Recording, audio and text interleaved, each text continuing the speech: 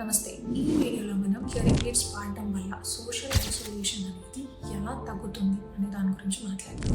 So ఎవరికైతే hearing loss ఉంటుందో వాళ్ళకి వన్ కన్వర్సేషన్ కానీ, గ్రూప్ కన్వర్సేషన్ కానీ, టెలిఫోనిక్ కన్వర్సేషన్ కానీ, టీవీ చూసేటప్పుడు కానీ వాళ్ళు ఆల్ ద టైం సరిగ్గా వినిపించకపోవడమో, లేదా సరిగ్గా అర్థం కాకపోవడమో, లేదా వాళ్ళు ఒకటి చెప్తే వీళ్ళు ఒకటి వినిపించుకోవడమో అనేది జరుగుతూ ఉంటుంది.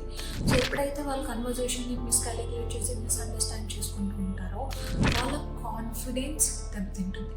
ఎప్పుడైతే వాళ్ళ కాన్ఫిడెన్స్ దెబ్బతింటుందో they slowly go into a mindset where నాకు సరిగ్గా వినపడదు, నేను ఇంకోసారి అడిగితే వాళ్ళు చిన్నపోతారు, అవతల వాళ్ళు గట్టిగా మాట్లాడితేనే కానీ నాకు వినపడదు, వాళ్ళు నన్ను చూసి నవ్వుతున్నారు, లేదా ఇది నా వల్లే అయి ఉండొచ్చు, నేను మిస్కాలిక్యులేట్ చేస్తాను, లేదా సిచ్యువేషన్లో మిస్అండర్స్టాండ్ చేశానని.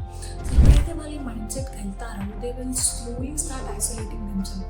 నాకు ఈ కన్వర్సేషన్ అవసరం లేదు, నేను ఎందుకు యాక్టివ్గా పార్టిసిపేట్ చేయాలి, అది నా టాపిక్ కాదు, నాకు సరిగ్గా వినిపించదు, లేదా నాకెందుకు.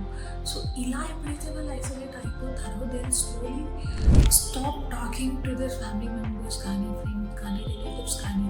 మాట్లాడడం మొత్తం తగ్గించేసి మ్యాక్సిమం అన్నిటికీ ఆన్సర్ నవ్వడము, లేదా ఓకే అనడము, అన్నిటికీ తల ఊపడము, ఇలాంటివి చేస్తూ ఉంటారు.